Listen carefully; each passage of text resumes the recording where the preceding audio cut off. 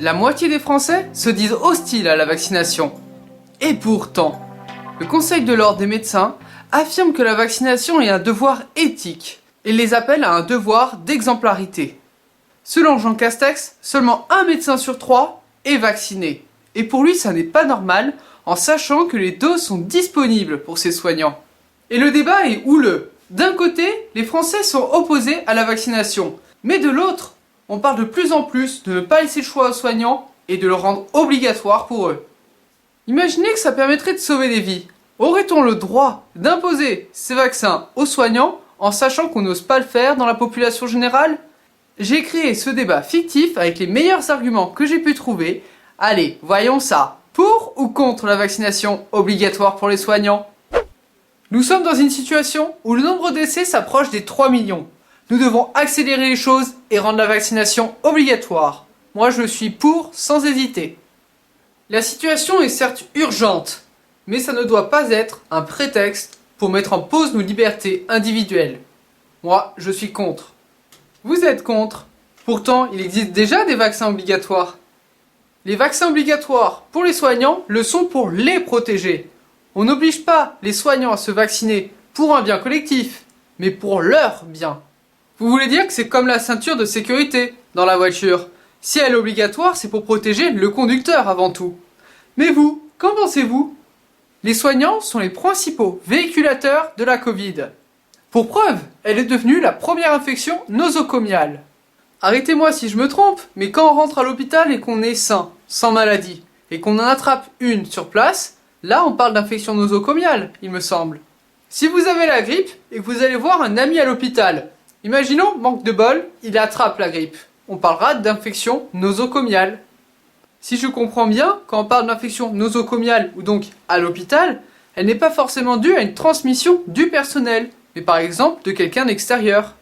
Exactement. Et de toute manière, le problème qu'on a avec les soignants, ils vont de chambre en chambre, ils transportent aussi le virus sur eux. Ils ne sont pas forcément contaminés, mais pourtant, ils le transportent. Donc, est-ce que la vaccination changera quelque chose? Si je peux me permettre, nous devons agir de manière stratégique. Certes, les doses sont limitées, mais si peu d'effets que ça peut avoir, il faut le faire. C'est ça le problème, les doses sont limitées. Et pour vous, il semble que ce serait la priorité d'agir sur ces infections nosocomiales en vaccinant les soignants? Oui, pour moi, ça ne fait pas de doute. Entre le 1er janvier 2020 et le 14 février 2021, 27 000 personnes ont attrapé de la Covid à l'hôpital, selon Santé publique France. 27 000. Oui, et elle a recensé sur toutes ces infections nosocomiales 186 décès qui étaient dus à ces infections. Donc on voudrait rendre obligatoire la vaccination chez les soignants pour protéger de ces 186 décès, alors que le nombre de morts par jour dus à la Covid est de 300 en moyenne. Et en plus, comme nous l'avons dit, on n'est même pas sûr que la vaccination empêche ces 186 décès que nous venons de voir. J'ai découvert durant mes recherches que, comme l'a souligné Hakim Becher, un chef de service hospitalier, finalement, le nombre d'infections nosocomiales est relativement faible, en sachant qu'on est dans un contexte d'épidémie. Ce qui est cohérent, car même si on est dans un contexte d'épidémie, qu'il y a beaucoup de personnes contaminées à l'hôpital, les règles d'hygiène, elles sont drastiques. Avec tout ce que nous venons de voir, une question se pose. Comment le gouvernement devrait-il agir dans ce cas-là? La question est difficile. Car est-ce qu'on est vraiment sûr que ce soit les soignants qu'on doit cibler? Par exemple, je me suis fait vacciner et au dernier moment j'ai failli refuser. Car je me suis dit, ok, je me fais vacciner, mais je prends une dose à quelqu'un qui pourrait peut-être en avoir plus besoin que moi. Si je comprends bien, pour vous, certes, le contexte est urgent, mais il faudrait agir intelligemment et ça ne serait pas forcément les soignants qu'il faudrait combattre? Exactement. Et je voudrais vous faire part d'un témoignage d'une soignante. Elle expliquait que pour elle, les soignants étaient stigmatisés et on les considérait comme des vecteurs de la maladie. Une stigmatisation. Mais dans quel but? Ça ne serait qu'un moyen de détourner le problème. Le gouvernement parle beaucoup du faible taux de vaccination chez les soignants. Mais si toute la population y avait vraiment accès, est-ce que le débat chez les soignants aurait lieu d'être? En prenant du recul, on pourrait se poser la question en se demandant si les soignants ne seraient pas le bouc émissaire de l'État, car finalement, le vrai problème, c'est le manquement de vaccins à l'échelle nationale. Dans cette partie, nous allons voir maintenant mais pourquoi les soignants sont tant opposés à la vaccination. Je ne comprends pas cette crainte vis-à-vis de la vaccination. Certes, cette technologie est nouvelle, mais personnellement, j'ai totalement confiance dans le vaccin ARN. Mais comme vous le dites, c'est à titre personnel.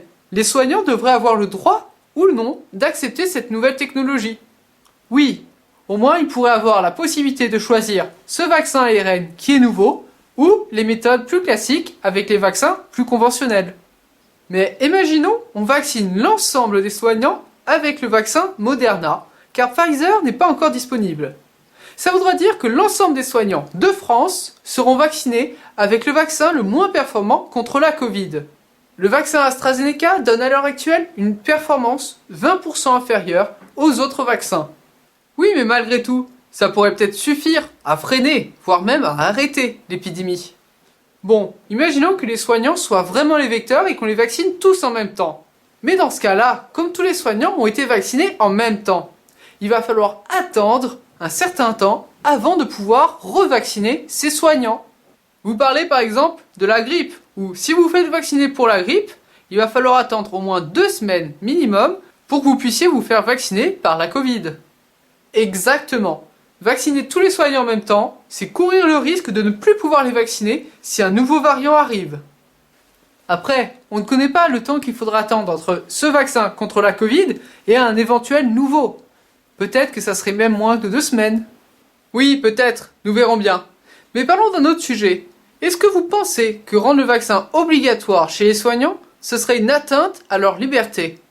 On peut penser que la vaccination obligatoire est un frein à la liberté individuelle. Sauf qu'on est dans un contexte où les confinements sont encore plus un frein, à mes yeux, que cette vaccination obligatoire. Vous préférez vous faire vacciner ou être enfermé pendant toute la journée chez vous ? Certes, mais à 2 différences. La vaccination est un acte plus invasif et le confinement, il s'applique à toute la population. Contrairement à ce qu'on voudrait faire actuellement en le rendant obligatoire seulement chez les soignants. Peut-être que pour que l'épidémie s'arrête, il va falloir rendre ce vaccin obligatoire, comme ça l'est le cas pour la rougeole. Oui, d'un autre côté, vous avez raison. Il existe non seulement des vaccins qui sont déjà obligatoires que pour les soignants, mais aussi des vaccins qui sont obligatoires pour toute la population.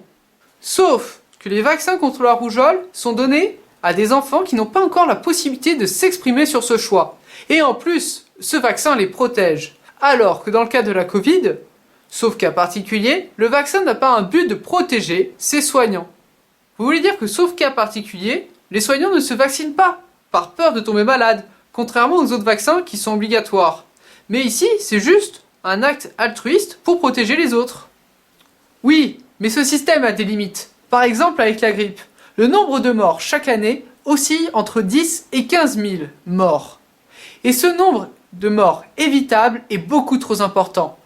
Mais comme ce vaccin n'est pas obligatoire, la couverture vaccinale n'est pas suffisante. Si elle l'était chez les soignants ou dans la population générale, peut-être que le fait de le rendre obligatoire, ça ne serait une question qui n'aurait pas de sens. Mais c'est loin d'être le cas. Il est intéressant de noter que le gouvernement avait déjà comme projet de mettre le vaccin contre la grippe obligatoire pour les soignants. Et ce, même avant que la Covid arrive. Mais si aujourd'hui on mettait la vaccination obligatoire, quelles en seraient concrètement les conséquences ? Déjà, ça va être compliqué de contrôler quel soignant a été vraiment vacciné ou ne l'a pas été. Et en plus, s'il refuse de se faire vacciner, on l'empêche de travailler ? Les autres vaccins obligatoires sont instaurés durant le cursus. Si on veut continuer nos études, on est obligé de se faire vacciner, par exemple pour l'hépatite B. Si on refuse, on ne continue pas nos études. Mais c'est un choix. Là, les études sont faites. Et c'est maintenant qu'on rajoute une condition supplémentaire.